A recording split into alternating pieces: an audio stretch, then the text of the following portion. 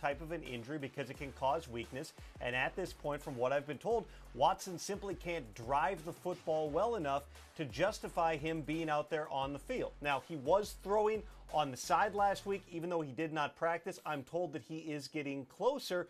You're talking about a process with that injury, and it can be a little bit unpredictable here. So starting today for the Browns against the 49ers, it's going to be P.J. Walker at quarterback. Walker, remember, was not even in camp with the Browns. He was with the Bears at that time. Then Cleveland traded away Josh Dobbs, ended up signing Walker to the practice squad. They called him up yesterday. I'm told Coach Kevin Stefanski actually sat Walker down at the start of the week, printed out pieces of the playbook, was having him circle concepts he's most familiar with and comfortable with. They're going to try to focus on those things and perform at the highest level possible today against a really good San Francisco D, Steve. Well, Tom, good news. And as we're seeing here in this game between the Tennessee Titans and the Baltimore Ravens, Malik Willis is now in at quarterback as well, Tom, as Ryan Tannehill seems to be suffering some type of leg injury. So appreciate the updates. If you got any more, I'm sure we'll see you a little bit later on in Game Day Preview. And you all just heard Tom Pelissero talking about the Cleveland Browns. They play the 49ers today as George Kittle is on the Game Day magazine. As the 49ers travel to Cleveland to play P.J. Walker and face that Cleveland Browns defense. And there in Cleveland is our Andrew Siciliano. That's right, I'm sitting in his seat. Andrew, these are big shoes to fill as you're in the radio booth. Come on. Yeah, come on now. You look like Ken. You look like Ken Dorsey up there in that coaching booth, Andrew. Oh, look at this. He's adjusting the camera. That's a pro. Oh, look at that. This is just me hoping my arm doesn't, give away. Holding this up on a Zoom. How are you guys? I miss you guys. Hey, we miss you. You're missed here, Andrew. You're missed here. Okay, so you're there. You just heard Tom talk about the Deshaun Watson quarterback situation. What is kind of the feeling with the Browns going in there with P.J. Walker, who is still learning, as Tom just said, some of the more simplistic concepts of this offense? Listen, they hope that his veteran presence, his calmer hand, which they think they're going to get today, is a bit of an upgrade here over Dorian Thompson-Robinson. It's tough on the kid. He had a great preseason, obviously, and then things speed up. Life comes at you fast. Last week against the Ravens. P.J. Walker, and I don't know, I'm sure you're picking stats here, is 4-0 at home as a starter. Heck, they beat Tom Brady and the Bucs last year down in Carolina. Granted, they ran for 170 yards in that game. It's not, two quarterbacks in the ring deeping it out. They have to play good defense here today, and that is the headline. It's number 1 defense in the NFL against the number 2 defense of the NFL. 15 and 13 points allowed here. Pretty much the Browns and the Niners are at the top of every major defensive category. If you're not 1, you're 2, you're 3. These are the 2 best Ds. And the Browns know to win this game, they need to force a couple of turnovers. Even allowing only 3 touchdowns, they force only 3 turnovers. If they could do that, if they can maybe get some long possessions here and keep it close, that's their best way to win it. All right, Andrew, right. 2 great defenses, but the thing is the Niners also have a great offense. And you talked about getting takeaways. Brock Purdy, no interceptions so far this season. Leslie, when you look at the Niners, now traveling to the East Coast on this time, a little early start for them, but what about them matching up against Cleveland in this game? Well, San Francisco, clearly on paper, they are the superior team, and they match up extremely well against the Browns, especially if P.J. ends up being the starter, which he's going to be the starter today. I mean, that's a tall order, man, going against the San Francisco 49ers defense, one of the best defenses in the league, and perennially one of the best defenses in the league. So the best chance that they have, and I think Andrew mentioned this, is finding a way on the defensive side, taking the football away and setting that offense up on a short field. Otherwise, the 49ers, once they get rolling, it is hard. It is hard, extremely hard to be able to overcome what they do on defense and then all the weapons they have on offense. Brock Purdy has at his disposal. Debo Swinney, being able to hand the football off to Christian and then being able to throw it out to McCaffrey on flares. Just so many different ways that they can hurt you on offense. So you got to find a way to take it away to slow this offense down. So, Cynthia, they've got the ultimate guy, and that's Myles Garrett. I mean, maybe the leader for the Defensive Player of the Year right now. What about his impact on this game? Well, I'm going to be watching the matchup between Myles Garrett and Trent Williams really closely. This is the second week where Trent Williams has had to deal with some, total nightmare stuff with Micah Parsons and then now Miles Garrett. This guy's get-off speed is tops in the NFL over the past 5 seasons. Like, you just don't want to mess with Miles Garrett. But the fact of the matter is dealing with Garrett opens things up for Zadarius Smith. It gives Jim Schwartz lots of different opportunities to attack in perhaps different ways. Now, I am not saying that this is an easily attacked offense, but this is still a Browns team that is the best at forcing 3-and-outs. Almost 60% of the time, offenses against the Browns defense are forced to get rid of the ball after just 1, 2, 3 downs, get rid of it. So that's the way that they'll have to do it, is try to possess the ball and figure some things out with that offense. But just keep the Niners offense off the field. But Andrew, what about that? Because the Niners are very good about going on 10, 11, 12 play drives. In fact, that's kind of how they prefer it. Death by not so by paper cut, but maybe a little deeper cut than that, but not necessarily the big play.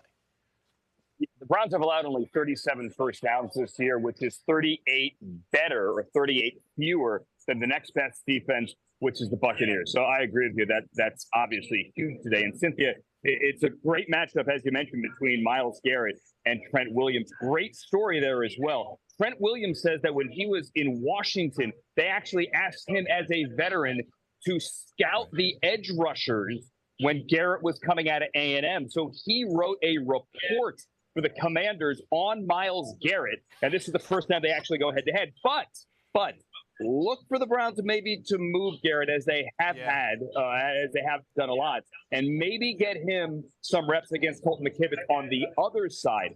Anything to try to disrupt Brock Purdy. And the ties between these two teams, coaching staff, obviously Kyle Shanahan was here as an offensive coordinator. Steve Wilks was here for 1 year with Freddie Kitchens as a defensive coordinator. I rode up with him today, Steve, in the elevator. He was strictly business. Well, I mean, look, the Niners are strictly business. Hey, and let's not forget this, Andrew. We might see Myles Garrett lined up over center. Sometimes they put him in the 2-point for sure, and line him up over center to try to get him free. Again, Andrew Siciliano on the radio call for the Cleveland Browns and 49ers. We miss you, bro. Have an absolutely great Miss you guys as well. See you guys. See you guys as well. You got to take care. Okay, so here we go. Buffalo Bills. Are they rocking the red jerseys today? Ed Oliver, man, looking good in that. Ed Oliver was everywhere last game. Yeah. Ed Oliver was a nightmare, even though the Bills didn't end up with the W. Yep. Well, I mean, he could be everywhere this game, too, because they are playing the New Jersey Giants. New York may not be claiming them anymore. Right. They're playing the New York Giants. And Leslie, when you're situation with the Bills, facing an offensive line like the Giants that is so decimated, players playing out of position. We saw them give up 11 sacks the last time we saw them on the field. I mean, what in the world are you just licking your chops? And we know the Giants are going to be playing Ty Taylor at quarterback and not Daniel Jones. Yeah. It's funny you say that about their offensive line. I got a text this morning from Eric Washington. He's the defensive line coach for the Buffalo Bills. Great D-line. Who are leading the league in sacks. Yes. And they are licking their chops now. They're looking forward to this ball game. This has been the Achilles heel of the New York Giants offense. They have struggled to protect the quarterback, which in turn affects your run game as well. Here's a clip where Seattle, as you mentioned earlier, ended up with 11 sacks in this ball game. But, you know, when I was talking with Bobby Johnson, their offensive line coach last night, he talked about how they've had to juggle their lineup and try to find a way to get some stability. And Cynthia, you made a great point about when you get into your depth, this is where Bobby is right now. I don't know if you can repeat that statement, but they've gotten into their depth. I said that depth is a great thing until you have to use it. And that's where they are. And so to combat that, I mean, they're going to have to go to a short passing game, and they got to find a way to run the football to be able to protect this offensive line because they're struggling. And Cynthia, we just talked about Cleveland's defense having to maybe force turnovers or things like that. The Jets' defense is very capable of doing so. And you know they're probably going to be blitzing Josh Allen to try to create some type of. And by probably, you mean, like, look, like I love a good dad joke. I have a dad that makes tremendous dad jokes, like death, taxes, and Wink Martindale blitzing. That's the 3 things you can count on in this world. And it's true, because all Wink does is want to bring the heat. It's a strategy. He doesn't change, even if it doesn't necessarily work, because Josh Allen versus the blitz, you know who he finds? Guess, Stephon Diggs. Oh, wait, and you know who else he finds? Gabe Davis. Both guys who have been really instrumental. But if you're looking at blitz beaters, this is an offense that's well positioned to beat the blitz. So maybe he won't. Maybe he'll take my dad joke and be like, okay, Cynthia, we get it.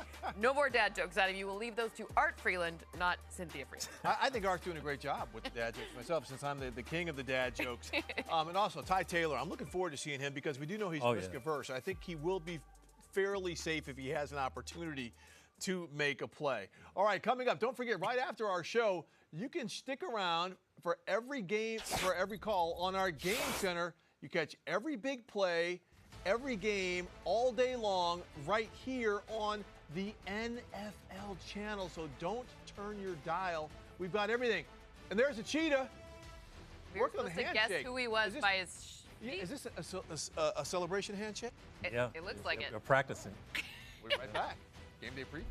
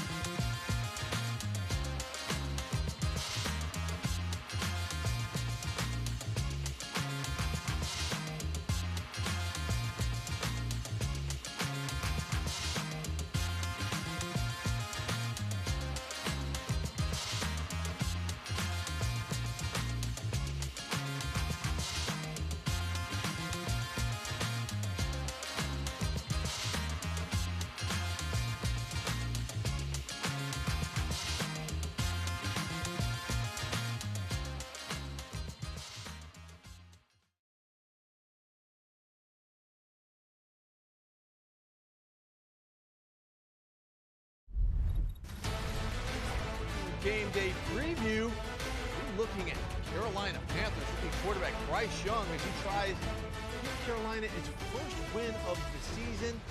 But he's at Hard Rock Stadium. Those Miami Dolphins going to try to keep them blanked in the win column. But for a lot of challenges, and let's head down to Hard Rock Stadium where our Cameron Wolf is the man on the spot once again for this game. And Cameron, we just saw Bryce Young, but it's the Dolphins' run game that really was something that could be put to the test today against a pretty good Carolina defensive front. It's the opportunity for the Dolphins. I really feel it's a great opportunity. One thing I was focused on last time is South injuries. So there was a lot of questions. Hey, Cam, we're gonna cut you off, Cam. We're having some technical difficulty with the sound. But again, that Dolphins run game is something he wanted to talk about. Unless you know this defensive front, is Giro ever a very good defensive coordinator for the Carolina Panthers? Yeah. We know the speed. Raheem Mostert is going to be the main ball carrier right here. What about that run game for Miami, and then maybe some things that Carolina on defense can do to stop it? You know, people talk so much about their receivers, but you have to be able to defend their run game. Raheem Mostert is an excellent back. Now, today, Sheen is not going to play because of his injury. Right. So they get a little bit of a break there. But Brian Burns and the rest of that defense, they're going to have to step up and find ways to play an 8-man front at times. You don't want to neglect those wide receivers, but you have to be able to defend the run.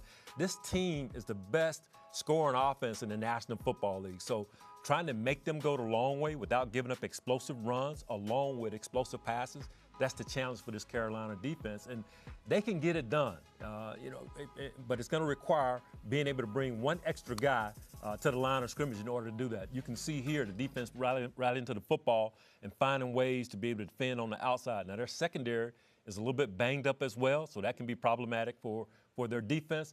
But you can't ignore the Miami run game for the sake of trying to defend their pass game. They will hurt you for sure.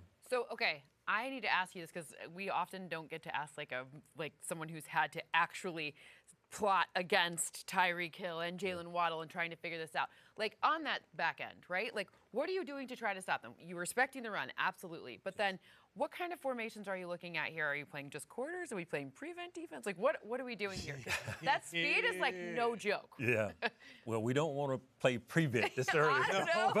But I might. Yeah, you might want to try. Now, when you watch the Denver film, yeah, you're thinking about prevent. But what Buffalo did and what we did in the past when we had success against Miami, even in the playoff game going back a year ago, we found ways to disrupt the timing between the quarterback and the receiver because Tua gets the football out so fast, Cynthia, as you know. So how can we disrupt the rhythm of that quarterback?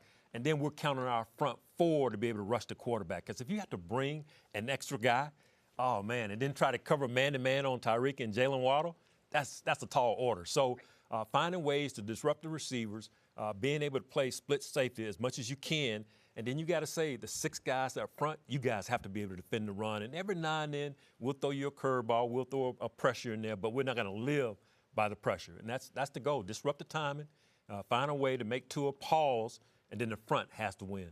Yeah. So what you're saying is Brian Burns, who's active. Yes. Big things expected of you. Von Bell, Jeremy Chin. Good luck. Got to go. Yeah, real good luck. And guess what?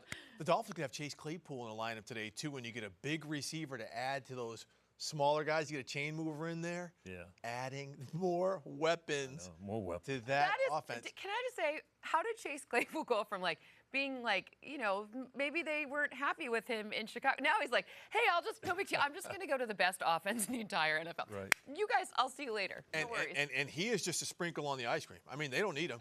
So there we go. But here's the big game of the day. We're talking about this.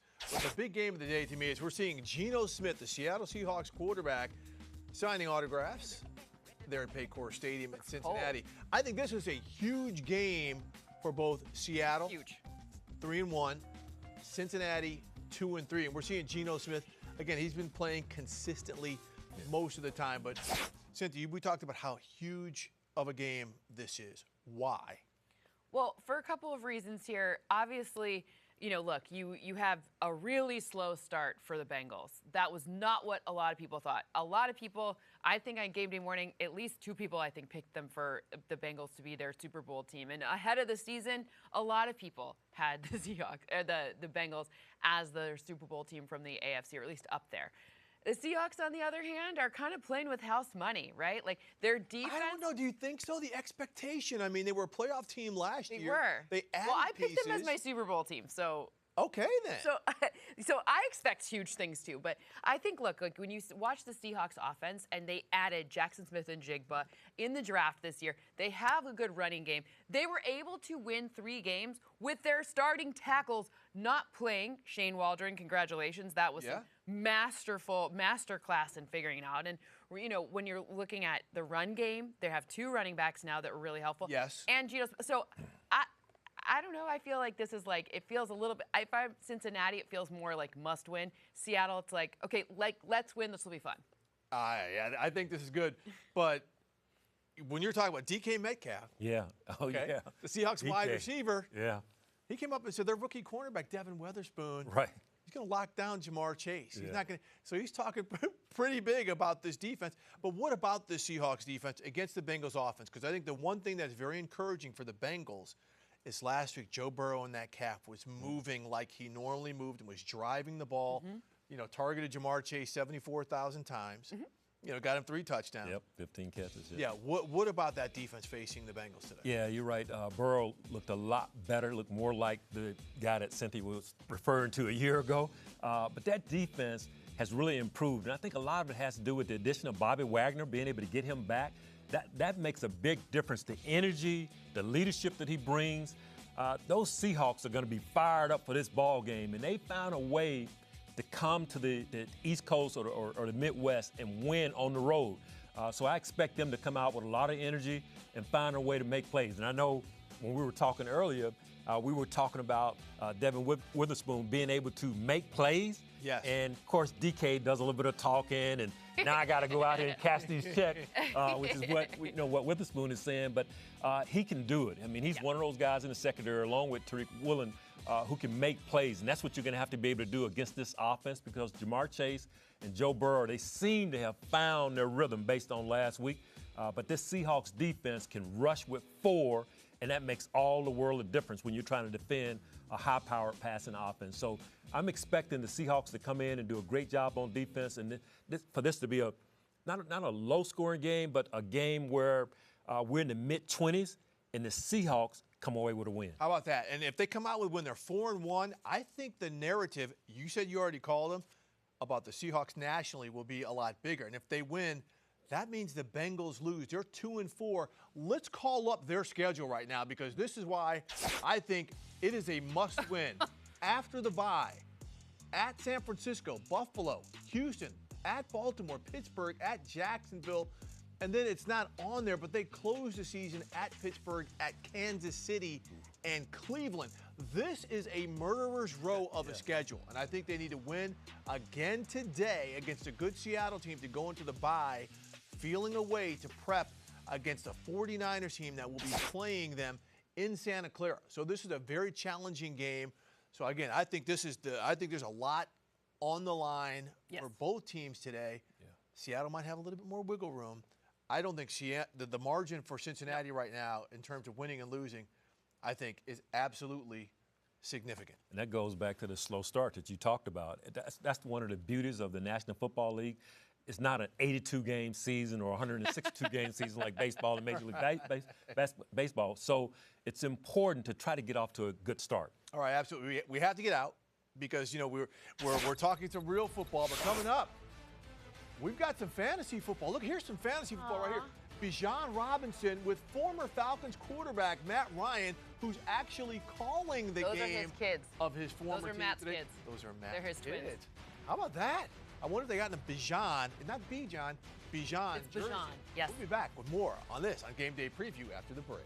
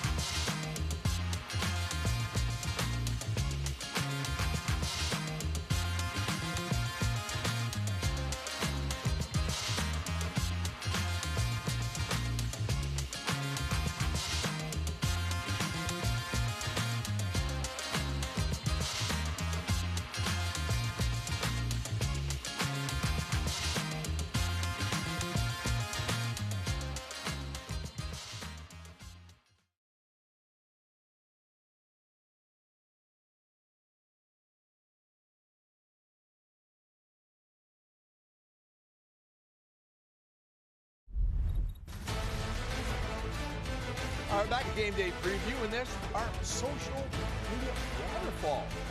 A lot of different things, a lot of tweets, a lot of pictures coming out from the NFL Sunday as you go into Week 6.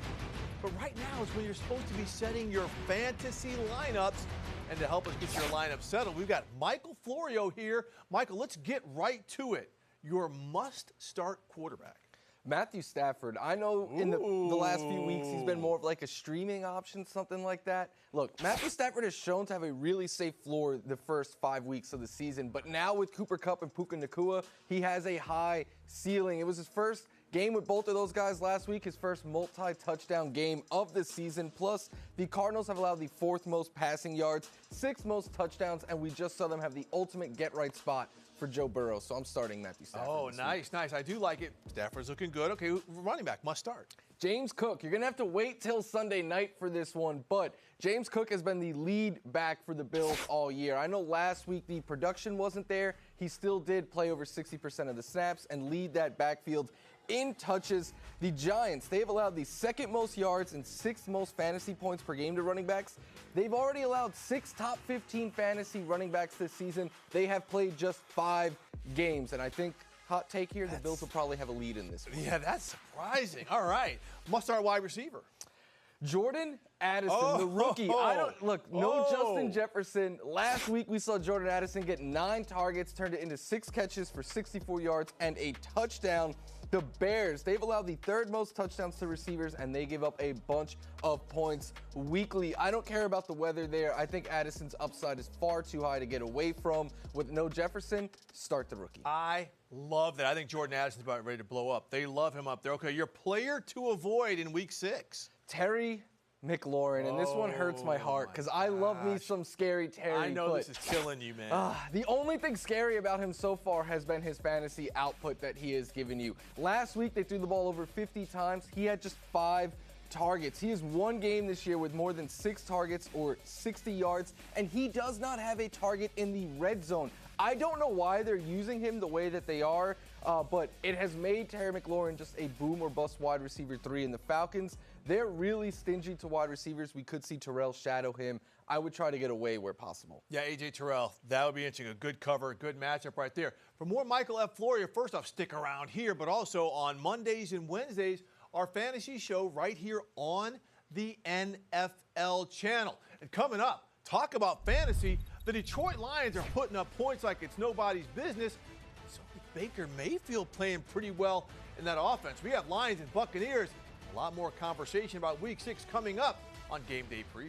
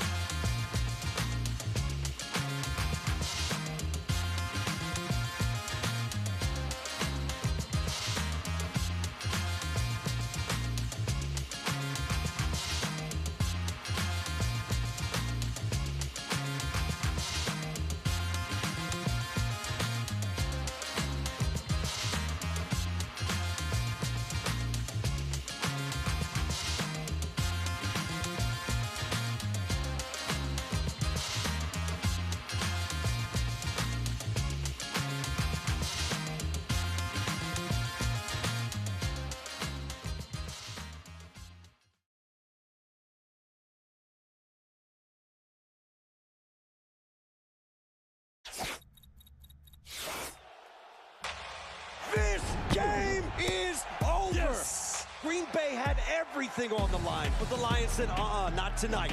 Is the Detroit hype train already out of control? I am all in on this Detroit Lions team. It's fun. We feeling hyped up. Got the fire inside us. Let's go. I can see fear in all of their eyes when we on the line up. The thing that's going to worry you is the hype train. This thing is just taking off and it's out of control. You come to divide us. We united, come back with the fight in our eyes. Standing up, we ain't trying to hide. This football team has come to life. Who played better football down the stretch than these guys? Detroit fans get excited. Hype it up as much as you can. We got everything. We got everything. We got everything. We got everything. Lions hype train, choo-choo. All right, back here at Game Day Preview, you saw it, Lions versus Buccaneers, 4-1 versus 3-1. Bucs coming off the bye, Cynthia. The Lions, we know what they are. The Buccaneers were trying to figure exactly what and who they are, but right now they're on top of the NFC South. They are, and I love Todd Bowles, so I will always say that. Yes, but I do want to talk about Sam Laporta because I was kind of maybe a little hard on the Lions this draft season. A lot of people were. Right. I didn't love the spots that they picked certain players, but they did get Laporta at the right spot. I mean, he was not overdrafted compared to some of the other picks that they made. Who are playing well. Well, one of them's not playing this game. Jahmyr Gibbs isn't Right. playing. I just, it's hard as an analytics person to be like, hey, take a running back really high when no one else has him ranked that high. You know what I'm saying? Like, so that's just difficult for me. And an off-ball linebacker who's playing really, okay, we'll get over that. We'll talk about how great Sam Laporta is and how wonderful of a job. According to Next Gen Stats, he's setting tight end rookie records, like since Next Gen Stats started tracking. Laporta, even when you didn't have Amon-Ra St. Brown last week, Laporta stepped up huge. I think that will be another one that's key in this matchup, especially since we have seen the Bucs not really bring the heat as much as when Gerald McCoy was there. Maybe they could have used him, but they aren't bringing as much pressure, which gives Jared Goff a little bit more time to develop the really great passing game. Oh, you mentioned Todd Bowles. Never sleep on the fact of when he's going to bring pressure. He may dial it up, but I know. their Todd, offense. don't do it. Not today. But Mike, their offense is rolling. I mean, their run game is something we're still waiting to see develop, but baby steps for the Buccaneers, maybe? Look, to Cynthia's point, the Lions defense could have had Jalen Carter on it, but it does not matter. They have been elite at stopping the run this year. That's why I'm worried today about Rachaad White. White has one really big game this year against the Bears. Besides that, he has been pretty inefficient as a runner. I know he's towards the bottom in the league in rush yards over expectations, but their defense has allowed fewer than 50 rush yards per game, less than 25 receiving yards per game to running backs. So this might be a game where Baker has to throw the ball because the Bucs are going to be struggling to establish the run against a tough Lions defense. Let's go, Aiden Hutchinson. Come on, just go after Baker. Come on. I like watching my Lions be good. Oh, so we're going to go. But here's something I'm saying. I'm just eager to see how good the Buccaneers are. Because, you look at their victories, the Vikings, Bears, and Saints, okay. You say that, but the one team that they played that was Philadelphia. So we're kind of waiting to see. But Dave Canales, the new offensive coordinator for the Tampa Bay Buccaneers, he's already starting to generate, okay, this is the next hot guy. We know the guy before him is the Detroit Lions offensive coordinator, Ben Johnson. So this could be a really good offensive schematic game. But the way Baker Mayfield has played under Canales, remember, he was with Seattle for a long time. He coached Russell Wilson, so he knows how to coach a smaller quarterback who can move off the spot a little bit and make plays off schedule.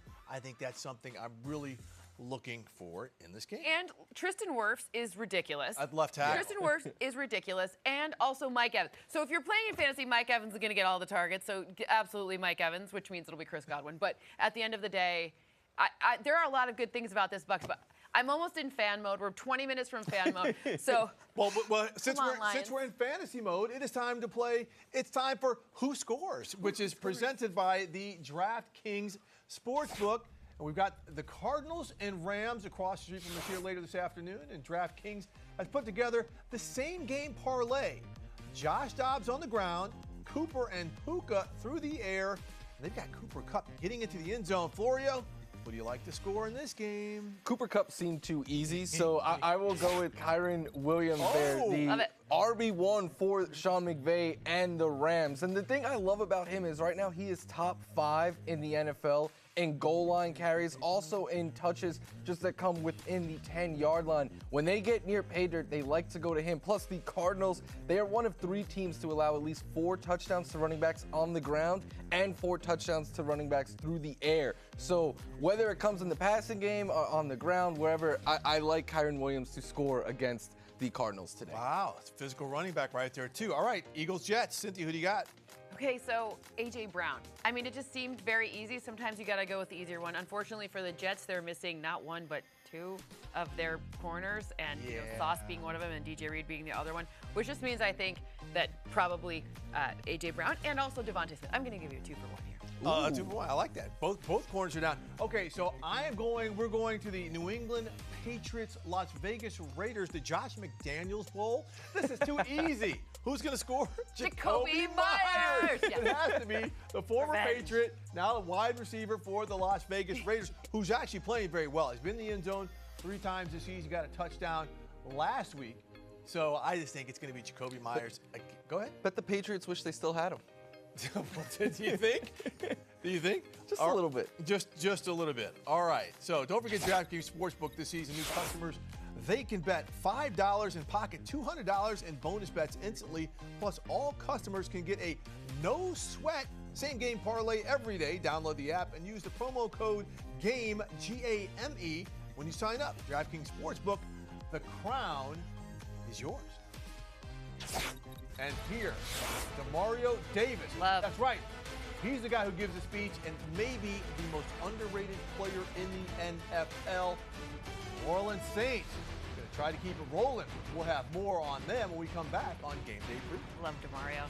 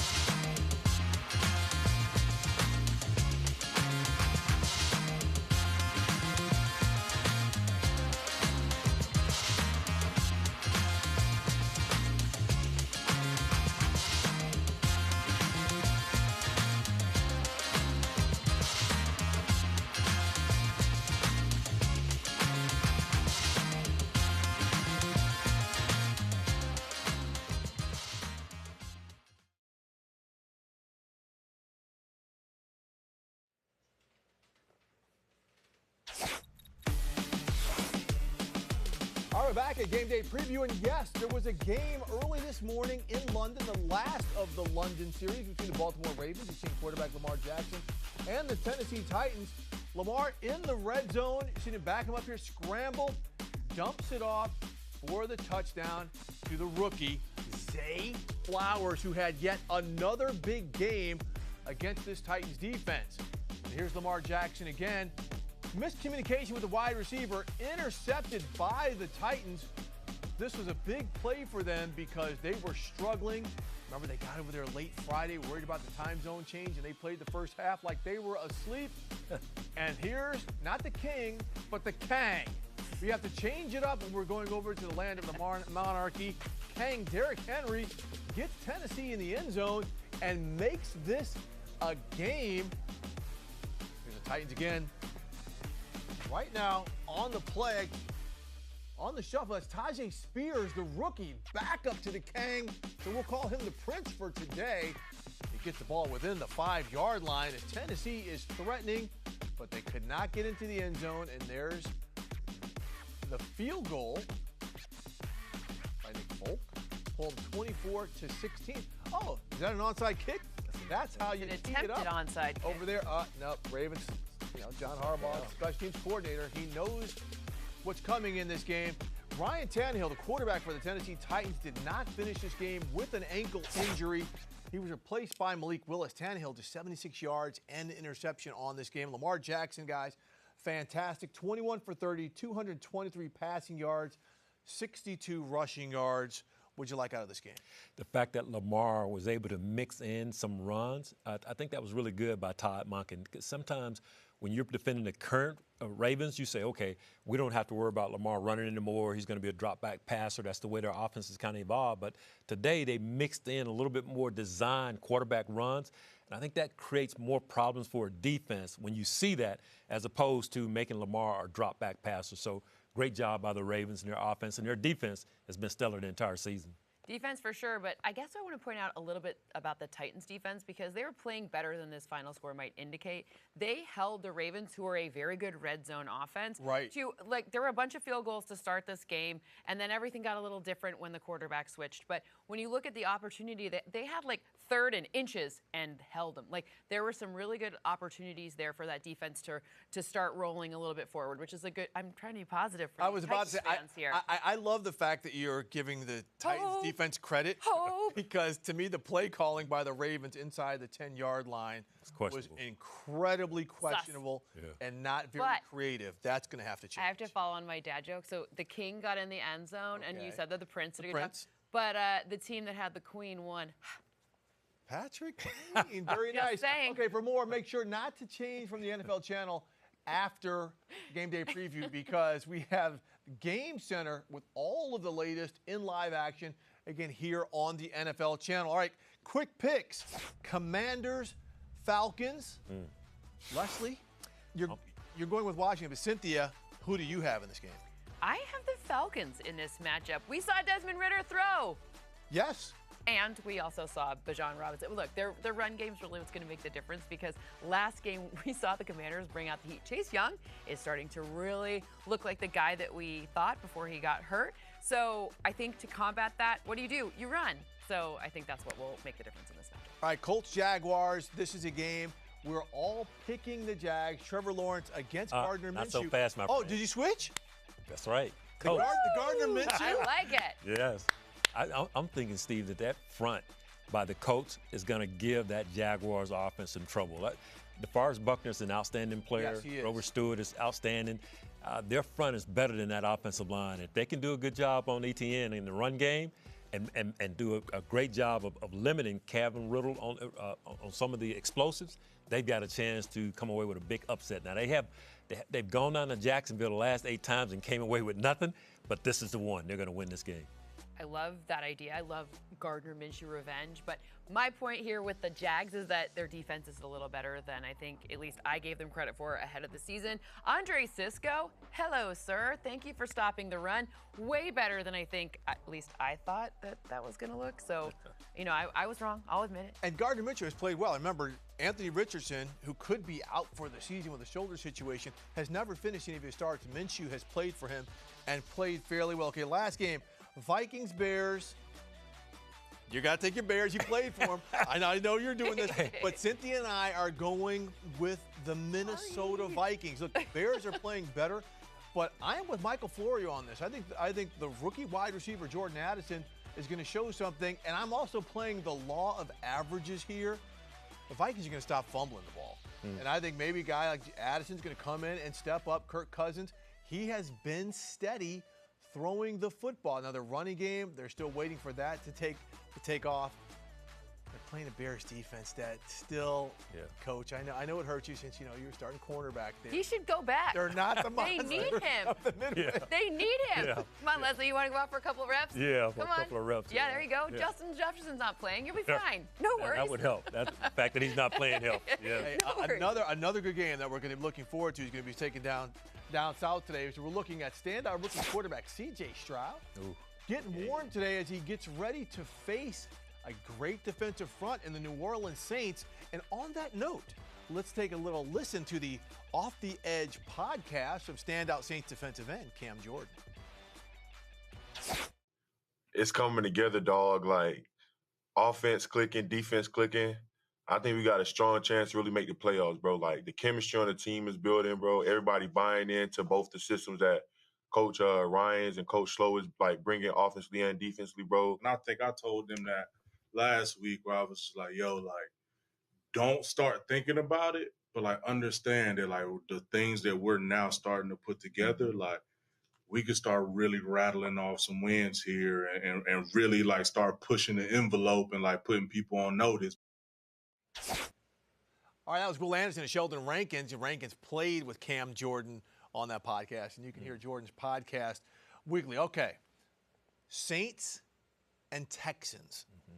Good matchup. Good matchup. Great matchup. Yes. Okay, so what are you thinking here? C.J. Stroud going to continue this? I kind of think he is. I mean, look, it's not that I think that he's going to stay perfect the whole season in terms of not throwing an interception, but for whatever reason, despite being down 4 of his 5 offensive linemen, this guy's dealing in the 10-plus air yard passes. He's been super effective. Obviously, Tank Dell, who you're seeing on the screen right now, not playing today. But they do have some other options there that will really help him out, including their tight end, which has made a huge difference. And in this matchup, figures to get rid of. Cam Jordan's really good at that thing where you hit a guy, come back off, and then come back in again. But you know what's a good, what is the antidote for that? A short pass to a tight end. So I think that's where they're going to dial up, and they've been really good. I have actually Sheldon Rankins, I'm going to call him out. He specifically told me, like, C.J. Stroud is a great kid. Like, just Sheldon, who was in that with what, just a wonderful, he's like, this kid's, he's the real deal. He's really it. Leslie, thoughts on the Saints defense, trying to slow him down? Yeah, I mean, they're coming off an excellent game a week ago, being able to shut New England out. I think they're going to build on that. Dennis Allen and his defensive staff, they've done a really good job historically against young quarterbacks. I don't think it'd be any different today. C.J. Stroud is having an outstanding rookie season, but Steve, Cynthia, he's still a rookie, and that defense of the Saints is one of the better defenses in the league. They don't give up a lot of points. Let me ask you about that, because they're good at all 3 levels. You know, you've got Cam Jordan. Granderson, the other edge rusher, has been stellar. They extended him, and we showed Demario Davis in the middle, and then the secondary, how good that is. What is it, Leslie? You've coached when you've got a 3-layered cake, so to speak, on the defense, good at every layer going up against a rookie quarterback like this. And an offensive line that's gotten healthier. Tunsil and Titus Howard are back. No doubt. You walk on the field with so much confidence. I mean, a guy like Marshawn Lattimore, he's saying to himself, a rookie quarterback is going to test me today? Come on, bring it on. He's going to do it again. Say that again. You're going to test me? You're going to test me? Okay, but I got something. There's definitely swears in there. Yeah. But you know what's working for Houston? Talk about testing a guy like Marshawn Lattimore. Yeah. Nico Collins, okay? Here's a guy in his 3rd year who is leading the NFL with 18.7 yards per catch. He's doing the catch and run. He's getting the deep ball. He's got a quarterback who's putting the ball on him. So this is a guy, again, they've kind of been waiting for him to develop. He hasn't had the quarterback stability like it looks like he has right now, and you are seeing him deliver. This is why I think it's going to be great. You're seeing him doing a lot of stuff in the middle of the field, and we know the Saints safeties, they play very, very well, but they move him around as well. So you talk about some of the things that the Saints have in place.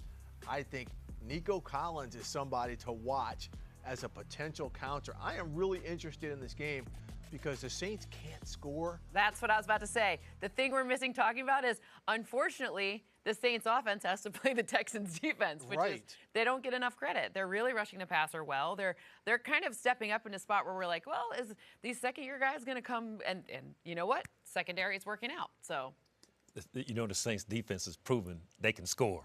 Yeah, so, that's true. They are a good takeaway. Yeah. Okay. We're going to offset our offense by what we do on defense. Okay. So last week in our Sunday statements, we were good. We were perfect. Let's show how good we actually were. I think we made 4 statements.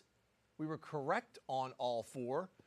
Oh, I thought we were going to have a graphic up there, but I guess not. 4? Wait, I'm going to do it. Wait. We're going to have sound. We're going to have sound. Hold up, sound.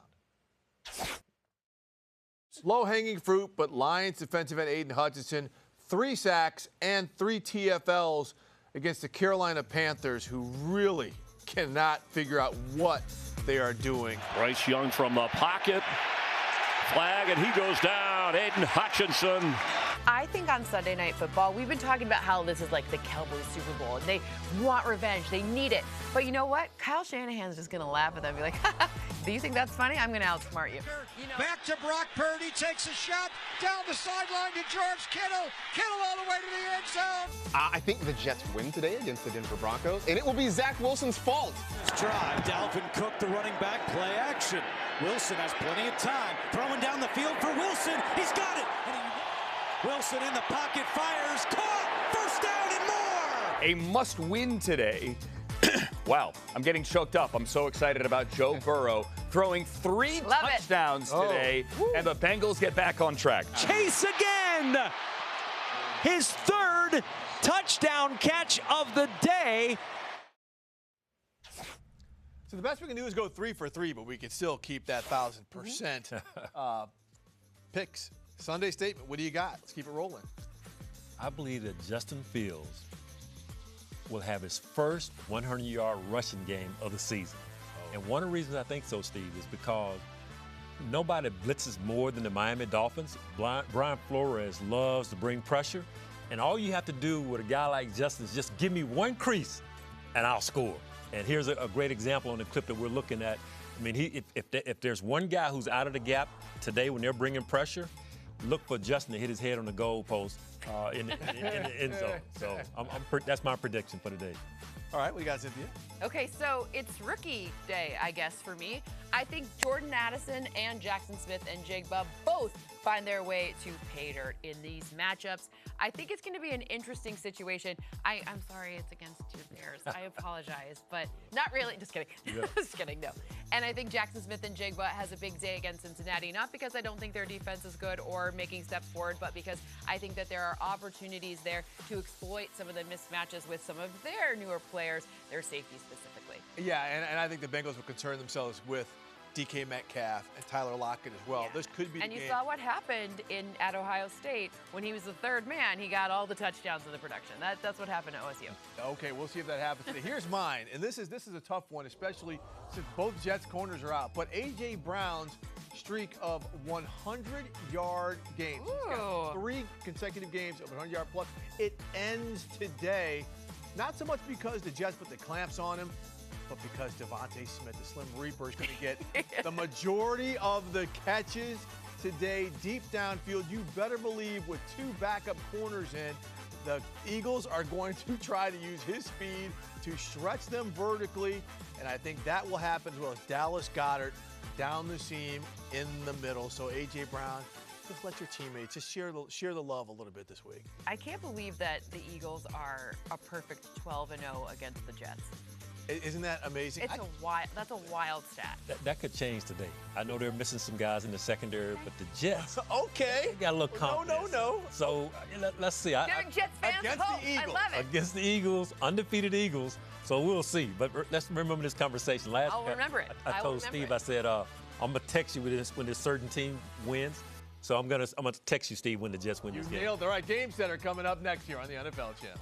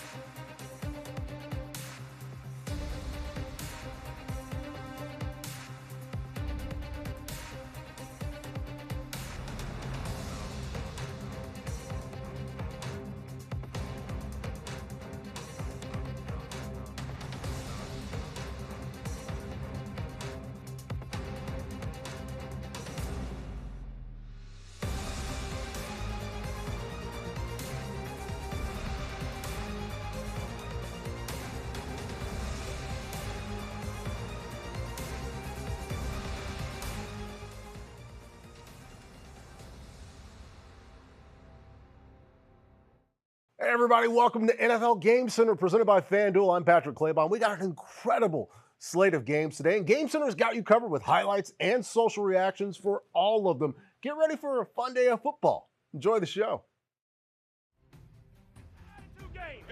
You have to step on this field with the attitude. I need everything you got. Play for the guy beside you and find a way to win a football game. Oh, you know what time it is. When the lights are brightest, you know what time it is. Let's go! I'm